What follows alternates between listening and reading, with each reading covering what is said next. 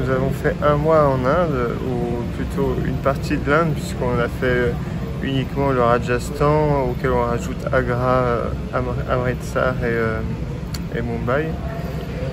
Donc on n'a pas tout vu évidemment, mais on a vu une partie. Ce qu'on peut dire, c'est que c'est un pays qui est éprouvant, fatigant, dans le sens qu'en fait on est sans arrêt sollicité, que ce soit par les bruits en permanence, les klaxons, les différents, tous les bruits qu'on peut entendre. Nos yeux doivent être en alerte en permanence parce que la circulation est dangereuse, il y a plein d'animaux partout, des déchets, il faut faire gaffe à où on marche. Enfin, il y a des odeurs pareilles qui sont différentes à chaque coin de rue. Donc ça, c'est les sollicitations des sens. Et puis il y a les sollicitations des gens également. Donc des gens qui veulent nous vendre des choses, qui font la manche, des gens qui nous demandent d'où on vient, qui veulent prendre des photos avec nous. Et c'est ça en permanence dès qu'on sort de l'hôtel en fait. Et même pour une visite ou quelque chose, on ne peut pas, ne serait-ce que s'asseoir sur un banc 2 minutes. Voilà, on s'assoit sur un banc, 30 secondes après, il y a un attroupement pour nous demander des photos et tout. Donc en fait, on n'a aucun moment de répit, sauf quand on est dans notre chambre. Et dans ce sens-là, c'est vrai que c'est épuisant, quoi.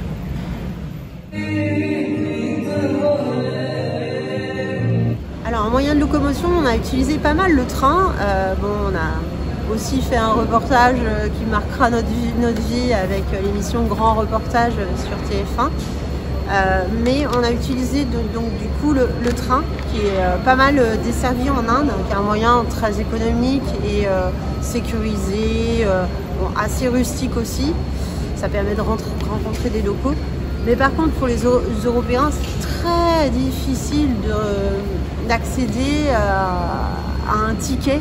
Pour commander un ticket, alors certes il y a une application en ligne, mais il faut une carte bancaire indienne, un numéro de téléphone indien.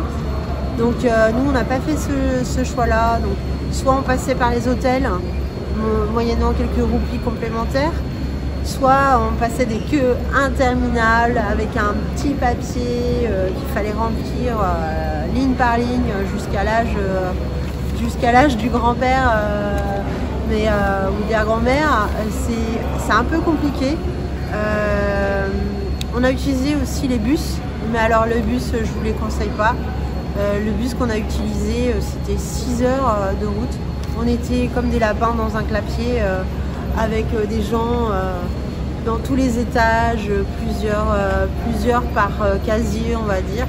Et il faisait très très chaud à l'intérieur et à l'extérieur.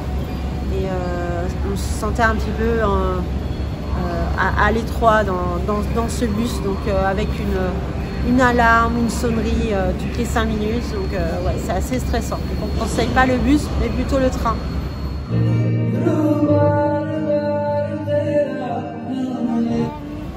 Maintenant, je vais vous parler de la nourriture.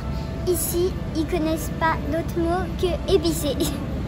En fait, c'est marqué spicy, bien sûr. Et en fait, on demande no spicy, vu que maman elle déteste ça, elle prend souvent du riz frit, le plat le plus. Ce qu'ils mettent épicé.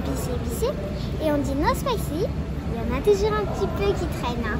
Mais c'est dès le petit-déj, dès le midi, dès le dîner, ils peuvent manger des épices où ils veulent. Et quand on a rencontré un guide français et qui nous a fait la visite d'un fort encore. Et en fait, il est indien, mais il est déjà allé en France plusieurs fois. Il est allé 16 fois, je crois, à la Tour Eiffel. C'est déjà beaucoup.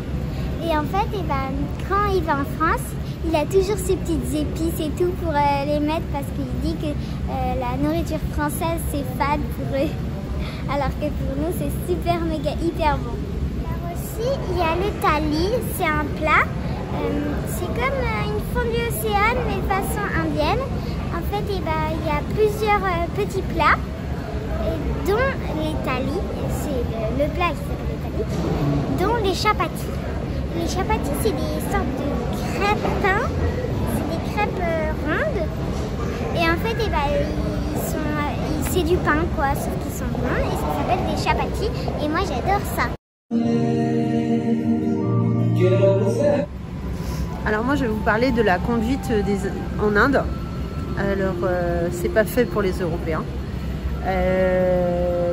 D'abord on roule à gauche, c'est une ancienne colonie britannique, donc on roule à gauche. Voilà, c'est une conduite très rapide avec beaucoup de klaxons.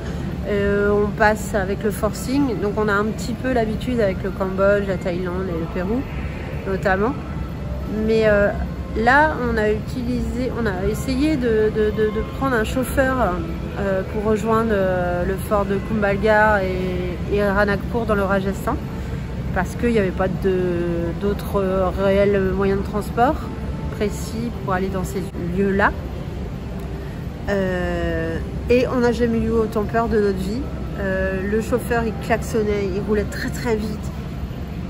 À un moment donné, on s'est retrouvé sur une seule voie de route, portion de route, avec plein de gravats sur les côtés. Il passait son temps à faire gauche-droite, doubler, klaxonner, freiner. On a cru mourir ce jour-là et on s'est dit non, c'est vraiment pas fait pour nous.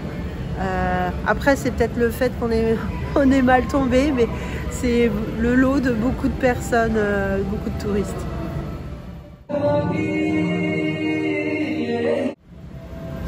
Alors après, l'Inde, donc il y en a qui nous disent que l'Inde, soit on aime, soit on déteste. Bon, nous, enfin moi en tout cas, j'ai pas adoré ou j'ai pas détesté. Hein. Il y a des choses qui sont super, d'autres moins bien. Voilà. Après, c'est un pays quand même que je recommanderais pas aux débutants voyageurs.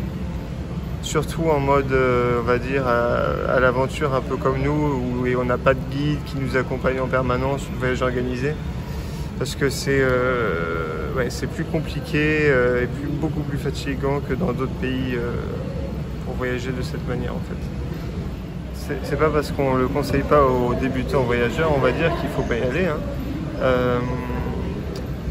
Surtout que les Indiens, voilà, ils sont très curieux, ils sont très accueillants. Donc c'est quand même quelque part un plaisir de rencontrer des gens. Le seul bémol, c'est que voilà, en fait on se fait alpaguer par des gens qui sont gentils à la base, enfin qui se montrent gentils, mais pour nous vendre des choses derrière. Et donc ça, c'est assez frustrant parce que du coup, quand on a des gens qui viennent, on ne sait pas comment on doit le prendre. Est-ce que ça va être pour nous vendre des choses ou tenter de nous arnaquer, ou est-ce que c'est juste de la bienveillance et vouloir sympathiser? Mais voilà, les Indiens sont globalement très accueillants et sympathiques. Alors papa et maman, eux, ils ont réussi le défi VEG.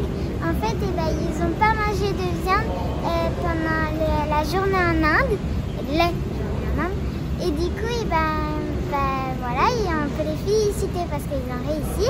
Et moi, j'ai presque réussi parce que mon premier plat de l'Inde et mon dernier plat de l'Inde, ils étaient avec du poulet, mais autrement, rien d'autre avec du poulet. Du coup, on peut dire que j'ai aussi un peu réussi. Je vais vous parler des animaux qu'il y a ici, dans le train et dans les gares. Il y a souvent des singes. Et à côté, dans la ville, il y a souvent des vaches, vu qu'ils sont en liberté ici, vu qu'ils sont sacrés. Et il y a aussi beaucoup de paons. En fait, surprise, c'est l'animal, les symboles de l'Inde. Le paon, c'est les symboles de l'Inde. Et du coup, on voit plein de paons aussi. Il y a aussi beaucoup de chiens ici. Et je pensais pas voir ici des dromadaires. Et en fait, avec une bosse, et on est monté sur une dromadaire, et je peux dire, avec ça, et c'est vraiment gros et incroyable à voir, vu que moi, c'était la première fois que j'en voyais. Quelque chose qui m'a pas forcément plu dans l'Inde, c'est-à-dire que les Indiens s'adressent à Julien pour me parler. Alors ça le donne un petit peu de m'énerver. On s'intéresse plutôt aux chefs de famille, aux hommes. On lui pose tout un tas de questions sur sa vie professionnelle, etc. Et moi, du coup, je suis la potiche accessoire à côté. Donc ça à plusieurs reprises, ça m'a pas trop ça m'a pas trop plu. Je sais que c'est dans leur mentalité, mais...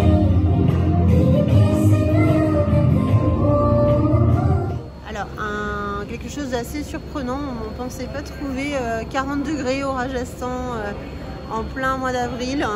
Donc c'est assez curieux, mais voilà, on a survécu.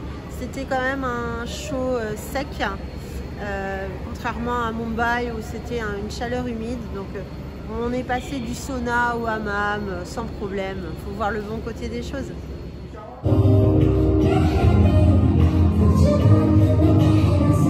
Alors je voulais vous parler aussi des idées reçues que nous on avait, mais que je pense beaucoup de Français ont en Inde, et pour certaines qui sont complètement dépassées. Donc notamment tout ce qui était les classes avec les intouchables et tout ça, en fait pour en avoir parlé à plusieurs reprises avec des Indiens, ça n'existe quasiment plus, mis à part dans les villages, dans toutes les grandes villes, tout ça, ça a disparu. De même que tout ce qui est la dot pour le mariage, les mariages forcés, alors je dis pas qu'il n'y en a pas, hein, mais dans la plupart des villes, en fait, les gens ont le droit de se marier avec la personne qu'ils ont choisie, et c'est plus un souci maintenant. Alors, pareil pour tout ce qui est manger avec la main droite, on avait entendu parler, on a parlé des Indiens, ils nous ont dit oui, ça c'était avant, donc ça c'est pareil, ça n'existe plus. Peut-être que dans des coins reculés ça existe encore, ou dans des communautés, je ne dis pas non plus. Hein, mais... Alors un truc qui nous a surpris aussi, c'est par rapport au nombre d'enfants. Parce que l'Inde est un pays énorme, donc deuxième pays en termes de population, avec une population qui continue à croître.